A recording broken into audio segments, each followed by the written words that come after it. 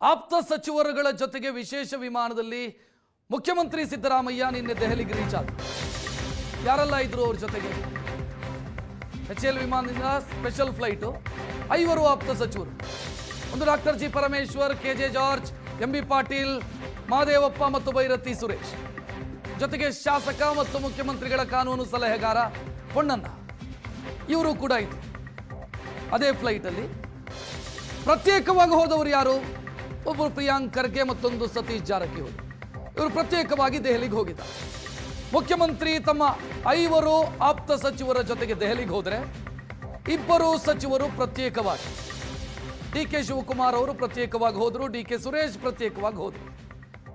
So ಇದಿಷ್ಟು ಬೆಳವಣಿಗೆಗಳನ್ನು ನೋಡ್ತಾ ಇದ್ರೆ ಇದು ಕೇವಲ ರಾಜ್ಯಸಭಾ ಎಲೆಕ್ಷನ್ಗೆ ಯಾರನ್ನ ಕ್ಯಾಂಡಿಡೇಟ್ ಮಾಡಬೇಕು, ವಿಧಾನ ಪರಿಷತ್ತಿಗೆ ಯಾರನ್ನ ಆಯ್ಕೆ ಮಾಡಿ ಕಳಿಸಬೇಕು, ಇಷ್ಟಕ್ಕೆ ಸೀಮಿತವಾಗುವಂತ ಸಭೆ ಅಲ್ಲ ಅನ್ನೋದು ಕ್ಲಿಯರ್ ಆಗಿ ಕಾಣಿಸ್ತಾ ಇದೆ. ಇನ್ನು ಸತೀಶ್ ಜಾರಕಿಹೊಳಿಯೂ ಕೂಡ ಇದೇ ವಿಚಾರದ ಬಗ್ಗೆ ಮಾತನಾಡಿದ್ದಾರೆ. ನೋಡೋಣ. ನಾಳೆ ನೋಡೋಣ ಏನಾಗುತ್ತೆ. ಚರ್ಚೆ ಪ್ರಾರಂಭ ಆಗ್ತಾ ಇದೆ. ಬಹಳ ದಿನಗಳಿಂದ ಬೇಡಿಕೆ ಇತ್ತು, ಆಗಬೇಕು, ಇತ್ಯರ್ಥ ಆಗ್ಬೇಕಂತ ಡೇಟ್ ಫಿಕ್ಸ್ ಮಾಡಿದ್ದಾರೆ. ನೋಡಿ ಏನು ಪ್ರಾರಂಭ ಮಾಡ್ತಾರೆ, ಏನಾಗುತ್ತೆ ನಾಲ್ಕು ಕಾದು ನೋಡೋರು ಅಷ್ಟೇ. ಇಟ್ಟು ಅರ್ಲಿ ಹೇಳೋದು ಎಲ್ಲ ಚರ್ಚೆ ಆಗ್ಬೋದು ಎಲ್ಲನೂ. ಯಾಕಂದ್ರೆ ನಮ್ಮ ರಾಜ್ಯಕ್ಕೆ ಸಂಬಂಧಪಟ್ಟದ್ದು, ಪಕ್ಷಕ್ಕೆ ಸಂಬಂಧಪಟ್ಟದ್ದು ಪ್ರಾರಂಭ ಆಗಿ ಆದಷ್ಟು ಬೇಗ ಒಂದೊಂದು ಇತ್ಯರ್ಥ ಆಗ್ಬೇಕಂತ ಅಷ್ಟೇ. ಮೇಲೆ ಎಲ್ಲ ಅವಲಂಬನೆ ಡಿಪೆಂಡ್, ಹೇಳಿಕ್ಕಾಗಲ್ಲ. ಏನು ಪ್ರಾರಂಭ ಆಗ್ತದೆ ವಿಷಯಗಳು, ಅದ್ರ ಮೇಲೆ ಮುಂದಿದೆಲ್ಲ ಅವಲಂಬನೆ. ಒಂದೇ ಮೀಟಿಂಗ್ ಆಗ್ತದೆ, ಮತ್ತೆ ಸೀರೀಸ್ ಆಫ್ ಮೀಟಿಂಗ್ ಆಗ್ತದೆ, ಗೊತ್ತಿಲ್ಲ. ಪ್ರಾರಂಭ ಅಂತ ಆಗ್ತದೆ, ಅದೊಂದೇ ಅಷ್ಟೇ ಸಂತೋಷಕರ ಸಂಗತಿ ಅಷ್ಟೇ. ಒಂದರಿಗೆ ತೆರೆಯಲಿಕ್ಕೆ ಪ್ರಾರಂಭ ಆಗಿದ್ದು ಒಂದು ಸಂತೋಷ ಅಷ್ಟೇ. ನಾಳೆ ನೋಡೋಣ ಏನಾಗುತ್ತೆ. ಹೆಚ್ಚಿನ ಡೀಟೇಲ್ ನೀಡೋದಕ್ಕೆ ಅಂದ್ರೆ CM ಕ್ಯಾಂಪಲ್ಲಿ ಏನಾಗ್ತಿದೆ ಅನ್ನೋ ವಿವರಣೆಯನ್ನ ಡೀಟೇಲ್ ನೀಡೋದಕ್ಕೆ ನಮ್ಮ ಪ್ರತಿನಿಧಿ ಮಾರುತೇಶ್ ರೆಡಿ ಇದ್ದಾರೆ. ಮಾರುತೇಶ್, ಈಗ ಕ್ಯಾಬಿನೆಟ್ ರಿಶಫಲ್ ಆಗಬೇಕು ಅಂತ CM ಕ್ಯಾಂಪು ಹಲವು ದಿನಗಳಿಂದ, ಹಲವು ತಿಂಗಳಿನಿಂದ ಬಯಸ್ತಾ ಇದೆ. ಇವತ್ತು ಕೂಡ ಅದು ಪ್ರಮುಖ ಅಜೆಂಡಾ ಅನ್ನೋ ರೀತಿಯಲ್ಲೇ ಕಾಣಿಸ್ತಾ ಇರೋದು.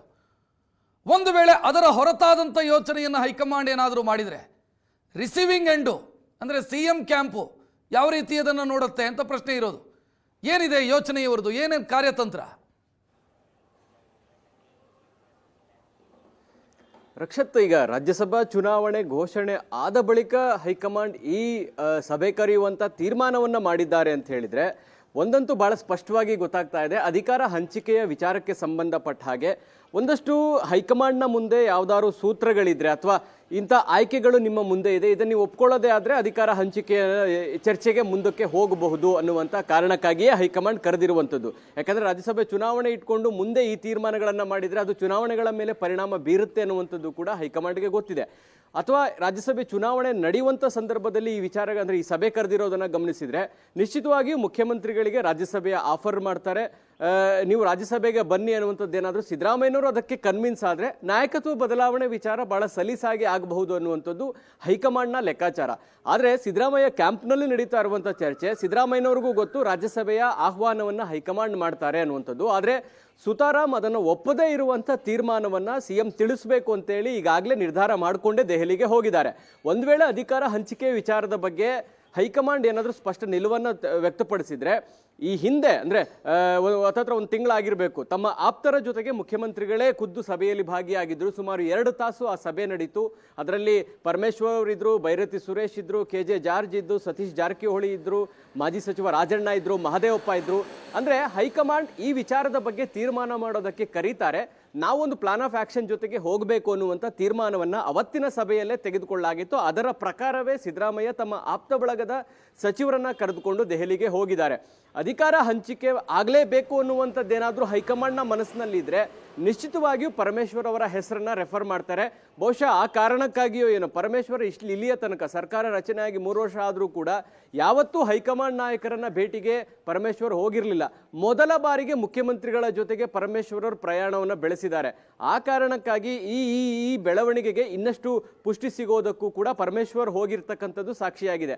ಹಿಂದೆ ಎಂತೆಂಥದ್ದು ಬೆಳವಣಿಗೆಗಳು ನಡೆದಾಗಲೂ ಕೂಡ ಪರಮೇಶ್ವರ್ ಅವರಿಗೆ ಹಲವು ಬಾರಿ ನಾವು ಪ್ರಶ್ನೆಗಳನ್ನು ಕೇಳಿದ್ದೀವಿ, ಸರ್ ನೀವು ದೆಹಲಿಗೆ ಹೋಗಲ್ವಾ ಅಂತ.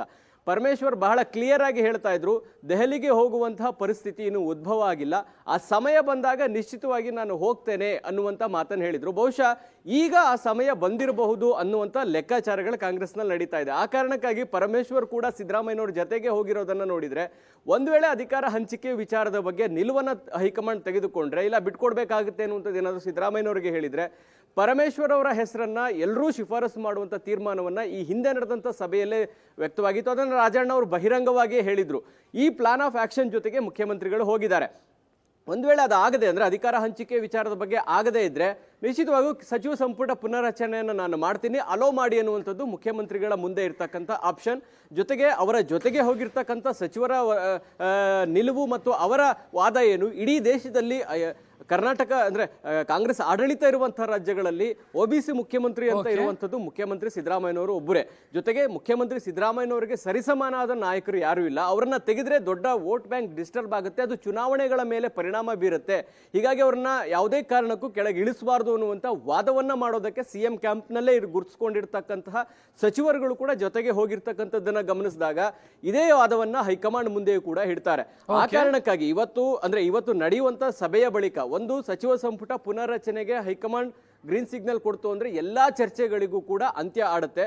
ರಾಜ್ಯಸಭೆ, ವಿಧಾನ ಪರಿಷತ್ ಇದ್ಯಾವುದು ಕೂಡ ಹೈಕಮಾಂಡ್ನ ಮುಂದೆ ಇರ್ತಕ್ಕಂಥ ಚರ್ಚೆ ಇಲ್ಲ. ಯಾಕಂದ್ರೆ ರಾಜ್ಯಸಭೆ ಟಿಕೆಟ್ ಹಂಚಿಕೆ ವಿಚಾರಕ್ಕೆ ಅಥವಾ ಟಿಕೆಟ್ ನಿರ್ಧಾರ ಮಾಡುವಂತ ಸಂದರ್ಭದಲ್ಲಿ ಈ ರೀತಿಯಾಗಿ ಎಲ್ಲರನ್ನು ಕರೆಸ್ಕೊಂಡು ದೆಹಲಿಯಲ್ಲಿ ಮಾತನಾಡಿರುವಂತ ಉದಾಹರಣೆಗಳಿಲ್ಲ. ಹಿಂದೆ ಅಂದ್ರೆ ಕಳೆದ ಬಾರಿ ನಡೆದಂತ ರಾಜ್ಯಸಭೆ ಚುನಾವಣೆಯಲ್ಲಿ GC ಚಂದ್ರಶೇಖರ್ ಇರ್ಬೋದು, ಅಜಯ್ ಮಾಕನ್ ಆಯ್ಕೆ ಇರ್ಬೋದು, ನಾಸಿರ್ ಹುಸೇನ್ ಆಯ್ಕೆ ಆಗುವಂತ ಸಂದರ್ಭದಲ್ಲಿ ಹೈಕಮಾಂಡ್ ಅಭ್ಯರ್ಥಿಗಳು ಅಂದ್ರೆ ಇಲ್ಲಿನ ಅಭಿಪ್ರಾಯವನ್ನು ಸಂಗ್ರಹಿಸಿದ್ರು, ಹೈಕಮಾಂಡ್ ತೀರ್ಮಾನವನ್ನು ತೆಗೆದುಕೊಳ್ತು. ರಾಜ್ಯಸಭೆ ಕೇವಲ ಮಾಧ್ಯಮಗಳಿಗೆ ಹೇಳ್ತಕ್ಕಂಥ ನೆಪ ವಿನಃ ಕಾಂಗ್ರೆಸ್ಗೆ 2028ರ ಚುನಾವಣೆ ದೃಷ್ಟಿಯಿಂದ ಈ ಗೊಂದಲಗಳನ್ನು ಬಗೆಹರಿಸೋದು ಕೂಡ ಅಷ್ಟೇ ಅನಿವಾರ್ಯ ಆಗಿದೆ. ನೆಕ್ಸ್ಟ್ GBA ಚುನಾವಣೆ, ಲೋಕಲ್ ಬಾಡಿ ಚುನಾವಣೆಯಲ್ಲಿ ಏನಾದರೂ ಇದೇ ಕಾರಣಕ್ಕಾಗಿ ಕಾಂಗ್ರೆಸ್ಗೆ ಹಿನ್ನಡೆಯಾದ್ರೆ 2028ಕ್ಕೆ ಅದೇ ಒಂದು ಟ್ರೆಂಡ್ ಸೆಟ್ ಮಾಡುತ್ತೆ. ಕಾಂಗ್ರೆಸ್ ಆಂಟಿ ಇನ್ಕಂಬೆನ್ಸಿ ಇನ್ನಷ್ಟು ತೀವ್ರಕ್ಕೆ ಹೋಗುತ್ತೆ ಅನ್ನುವಂಥದ್ದು ಕೂಡ ಹೈಕಮಾಂಡ್ಗೆ ಗೊತ್ತಿದೆ. ಆ ಕಾರಣಕ್ಕಾಗಿ ತೀರ್ಮಾನವನ್ನು ತೆಗೆದುಕೊಳ್ಬೇಕು. ಜೊತೆಗೆ ರಾಜ್ಯಸಭೆ ಚುನಾವಣೆಯ ಘೋಷಣೆಯ ಸಂದರ್ಭದಲ್ಲಿ ರಾಜ್ಯಸಭೆ ನಿಶ್ಚಿತವಾಗಿಯೂ ಮಾಡ್ತಾರೆ. ಮಾರುತೇಶ್, ಇದೇ ವಿಚಾರಕ್ಕೆ ಸಂಬಂಧಿಸಿ ಮತ್ತೊಂದು ಬ್ರೇಕಿಂಗ್ ಅಪ್ಡೇಟ್ ಬರ್ತಾ ಇದೆ. ಅಂದ್ರೆ DCM ಕ್ಯಾಂಪಲ್ಲಿ ಏನಾಗ್ತಿದೆ ಅನ್ನೋದನ್ನ ಕೂಡ ನೋಡೋಣ. ಇದರ ಮಧ್ಯೆ ಹೈ ವೋಲ್ಟೇಜ್ ಮೀಟಿಂಗ್ ಹೆಂಗಿರುತ್ತೆ ಅಂತ. ಇಂದಿರಾ ಭವನದಲ್ಲಿ ಮೊದಲ ರೌಂಡ್ನ ಮೀಟಿಂಗ್ ಆಗುತ್ತೆ. ಆ ಮೀಟಿಂಗ್ ನಲ್ಲಿ ಯಾರು ಇರ್ತಾರೆ, ಅದು ಪ್ರತ್ಯೇಕವಾಗಿನ ಜೊತೆ ಕೂರಿಸ್ಕೊಂಡು ಸಭೆನಾ, ಸ್ಪಷ್ಟತೆ ಇನ್ನೂ ಇಲ್ಲ. DK ಶಿವಕುಮಾರ್ ಮತ್ತು CM ಜೊತೆಗೆ ಸಭೆಯಲ್ಲಿ ಭಾಗಿಯಾಗ್ತಾರ, ಅಥವಾ CM ಅವರ ಅಭಿಪ್ರಾಯವನ್ನು ಆಲಿಸಿ ಆನಂತರ DK ಶಿವಕುಮಾರ್ ಅವರನ್ನ ಕರೆಯಲಾಗುತ್ತಾ ಗೊತ್ತಿಲ್ಲ. ಸೋನಿಯಾ ಗಾಂಧಿ ಈ ಮೀಟಿಂಗ್ ಅಲ್ಲಿ ಇರೋದಿಲ್ಲ. ರಾಹುಲ್ ಗಾಂಧಿ, KC ವೇಣುಗೋಪಾಲ್ ಇರ್ತಾರೆ, ಮಲ್ಲಿಕಾರ್ಜುನ್ ಖರ್ಗೆ ಇರ್ತಾರೆ ಮೀಟಿಂಗ್ ಅಲ್ಲಿ. ಮೂವರು ಮೀಟಿಂಗ್ ನಲ್ಲಿ ಇರ್ತಾರೆ. ಬಿಟ್ರೆ ರಣದೀಪ್ ಸುರ್ಜೇವಾಲಾ ಬರಬಹುದು. ಸೊ ಈ ಮೀಟಿಂಗ್ ನಲ್ಲಿ ಕ್ರೂಷಿಯಲ್ ಮೀಟಿಂಗು ಏನಾಗುತ್ತೆ ಅನ್ನುವಂಥ ಪ್ರಶ್ನೆ. DCM ಕ್ಯಾಂಪಲ್ಲಿ ಏನಾಗ್ತಿದೆ ವಿವರಿಸೋದಕ್ಕೆ ನನ್ನ ಸಹೋದ್ಯೋಗಿ ವಿದ್ಯಾ ರೆಡಿ ಇದ್ದಾರೆ. ವಿದ್ಯಾ, ಈಗ ಮಾರುತೇಶ್ ಹೇಳ್ತಾ ಇದ್ರು ನಾಯಕತ್ವ ಬದಲಾವಣೆಯ ವಿಚಾರ ಏನಾದರೂ ಬಂದ್ರೆ CM ಕ್ಯಾಂಪು ಆಲ್ಟರ್ನೇಟಿವ್ ಲೀಡರ್ಶಿಪ್ ಅನ್ನು ನಮ್ಮ ಕಡೆಯಿಂದ ಒಬ್ಬರನ್ನ ಮಾಡಿ ಅಂತ ಹೇಳುವಂತ ಸಾಧ್ಯತೆಗಳಿದಾವೆ ಅಂತ. DCM ಕ್ಯಾಂಪ್ ಇದನ್ನು ಒಪ್ಕೊಳ್ಬಹುದಾ? DCM ಕ್ಯಾಂಪ್ ಇದು ಯೋಚನೆ ಏನಿರೋದು?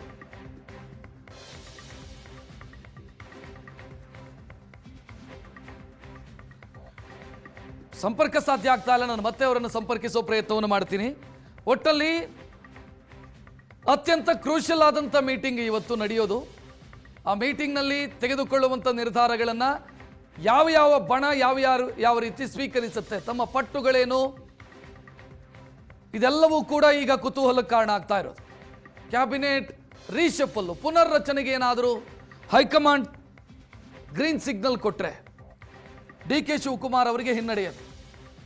ಯಾಕಂತಂದ್ರೆ ಸಚಿವ ಸಂಪುಟ ಪುನರ್ರಚನೆ ಆಯಿತು ಅಂತಂದ್ರೆ ನಾಯಕತ್ವ ಬದಲಾವಣೆ ಇಲ್ಲ ಅನ್ನುವಂಥ ಸಂದೇಶವನ್ನು ಹೈಕಮಾಂಡ್ ಕೊಟ್ಟಂಗೆ. ಹೊಸದಾಗಿ ಸಚಿವರನ್ನಾಗಿ 12 ಜನ ಹೊಸಬರನ್ನ, 3 ಖಾಲಿ ಇರೋದನ್ನ, ಒಟ್ಟು 15 ಜನರನ್ನ ಹೊಸದಾಗಿ ಕ್ಯಾಬಿನೆಟ್ಗೆ ತೆಗೆದುಕೊಳ್ಳಬೇಕು ಅಂತ CM ಬಣ ಯೋಚನೆಯನ್ನು ಮಾಡಿದೆ.